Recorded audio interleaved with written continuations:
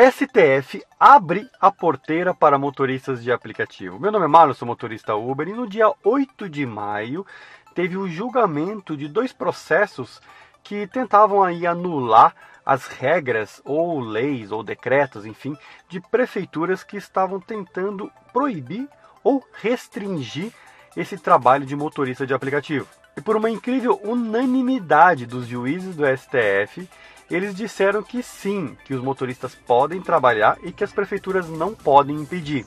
Teve até um discurso do ministro Marco Aurélio falando que Uber é mais seguro que táxi. Dá só uma olhadinha. Foi bem-vindo o sistema de aplicativos.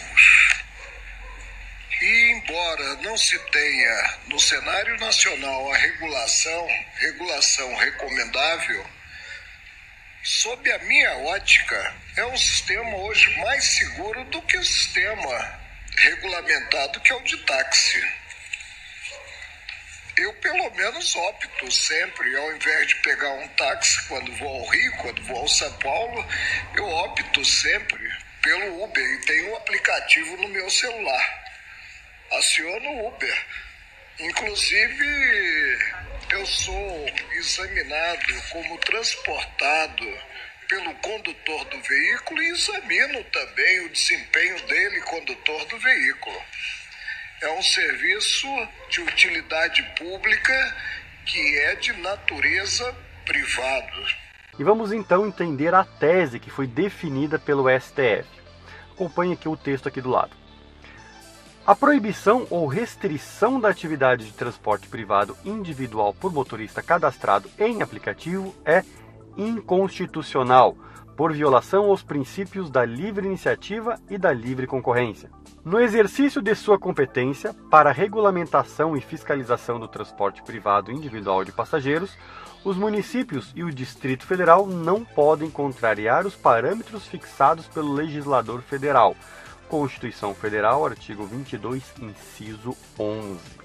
Bom, basicamente essa tese abre a porteira. Quando eu digo abre a porteira, no entendimento de muitos advogados, significa, por exemplo, que a prefeitura não pode mais colocar um ano mínimo para os carros dos motoristas. Por exemplo, muitas cidades colocaram como 8 anos, algumas cidades tentam colocar como 6, como 5. Quando a prefeitura coloca uma idade mínima nos carros, ela está fazendo restrição, coisa que pela tese do STF não pode. A prefeitura também não pode restringir placas de município ou do estado, como muitas vêm fazendo. A prefeitura não pode restringir, por exemplo, para aqueles motoristas que não têm débitos com a prefeitura. Tem várias prefeituras que tentam fazer esse tipo de coisa. As prefeituras não podem colocar limites de carros, também não pode. E com essa tese, as prefeituras também não podem colocar limitações aos aplicativos, como, por exemplo, limitar a uma taxa de 10%. Vamos até entender o que a prefeitura pode fazer, acho que é importante isso. E, na verdade, ela não pode muita coisa. Ela pode exigir um cadastro dos motoristas, porque isso não é restritivo, é só um cadastro. Eu acho que ela pode até exigir os adesivos, porque também não é restritivo. Embora eu mesmo não goste dos adesivos,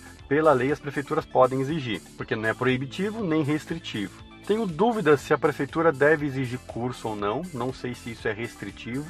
Também tenho dúvidas se a prefeitura pode exigir vistoria ou inspeção veicular. Um ponto curioso é que veio um motorista da cidade de Mogi das Cruzes procurar a Associação de Motoristas de Aplicativo de São Paulo, associação que eu sou vice-presidente, e ele veio pedir uma ajuda porque lá em Mogi das Cruzes tem umas leis meio estranhas. Tem uma limitação de 6 anos para o carro, tem que morar na cidade e tem que passar num teste de insanidade mental.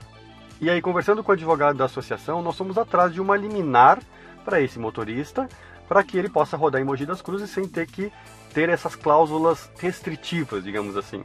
E o juiz da cidade de Mogi das Cruzes deu essa liminar. Vou mostrar aqui para vocês essa liminar, só esconder o nome aqui do motorista, mas tá aqui, tá certo? Deixa eu colocar aqui para cima aqui o papelzinho da justiça, aqui, decisão. E vamos lá, deixa eu dar uma lidinha na tese do juiz aqui.